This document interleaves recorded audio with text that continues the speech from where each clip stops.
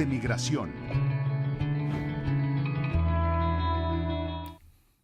Y con mucho gusto le damos la bienvenida en su espacio a la doctora Leticia Calderón Chelius, presidenta del Patronato de Sin Fronteras. Bienvenida, doctora Leti. Pues ya de verdad hoy sí, más que nunca, ansiosos de escuchar el análisis. Bienvenida.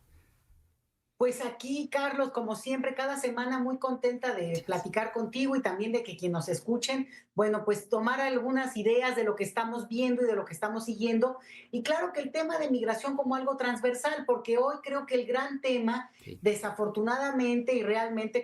pues se lee y se ve con mucha tristeza, es lo que está ocurriendo en Los Ángeles, que no se nos puede olvidar que es la segunda o tercera ciudad de más mexicanos en el planeta, después de la Ciudad de México. Por tanto, algo nos toca de eso, incluso aunque no haya víctimas directas, y esperemos que sea lo menos, sí por la parte que tiene que ver con el ambiente social y sobre todo porque hay que ver una cosa que va a ocurrir una vez que termine esta pesadilla que están viviendo los californianos y sobre todo en la zona de Los Ángeles. Ese es un estado enorme, muy extenso, así que también hay que tener precaución de pensar que está muy ubicado en cierta zona esta tragedia. Pero el punto aquí es que, y lo que estamos viendo, es que exactamente es el 20 aniversario, digamos, estamos a 20 años de aquella catástrofe también en Nueva Orleans, el huracán Katrina, donde pues también frente a una situación que devastó esa ciudad del otro lado de Estados Unidos, lo que pasó después, Carlos, y hacia allá voy,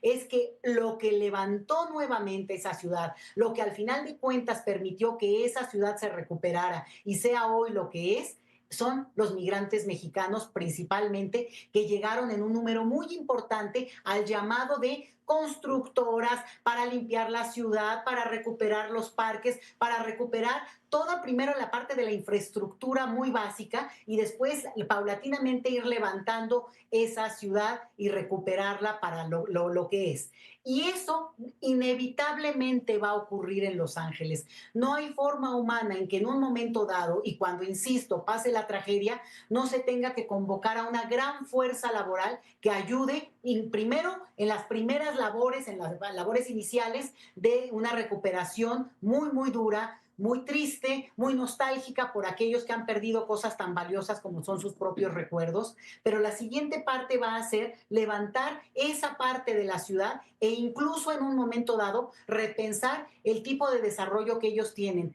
Aquí en el caso de California encontramos un montón de temas que se juntan, entre otras, bueno, ya lo hemos oído también, el tema de, digamos que no era suficiente el agua que se requiere para, bueno, ante la magnitud de lo que estamos viendo, nunca será suficiente, pero ni siquiera para acotar en un primer momento. Y esto tiene que ver con mucho digamos, del desarrollo de cómo se ha dado digamos, la propiedad del agua. En California el agua es privada, es una cuestión que no es pública, no es un derecho humano y por tanto también entran ahí muchos intereses, mucho acaparamiento, mucha decisión que muchas veces pasa no por el bien común, sino justamente por lo que las empresas han marcado y hoy es parte de lo que estamos viendo. Eso por un lado, pero por el otro también una situación en la cual más allá del debate del cambio climático y que algunos niegan o no, bueno, hay un fenómeno que ocurre,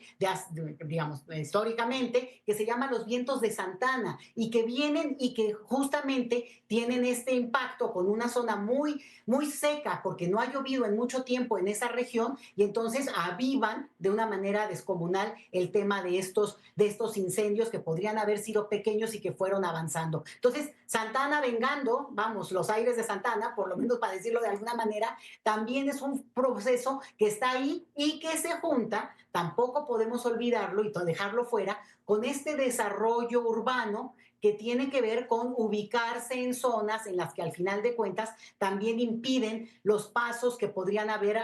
servido para un apoyo mucho más ágil y que ciertamente, bueno, ya lo ve uno a toro pasado y eso tendrá que venir en una discusión, como se quedó pendiente, y valga decirlo, el debate sobre lo que será la reurbanización de una ciudad como Acapulco, que no se nos olvide que fue parte de lo que se planteó en su momento, viniendo a acá tantito a México, de que había que repensar, que no dejáramos ya que lo que había sido la tragedia nos dejara en las mismas. Ojalá no ocurra en México, pero que tampoco ocurra en Los Ángeles. Y el último punto a propósito de esto, y bueno, porque se junta, Carlos, es pues la verdad algo que llena el corazón y que nos enaltece, y es esta llegada de una centena de mexicanos, bomberos mexicanos, que saben de su oficio, porque aquí no se trata nada más de ayuda, no se trata nada más de más manos. En este momento lo que se necesita también es gente que sepa manejarse en ese tema para no ser a su vez víctima de una situación tremenda como son los incendios.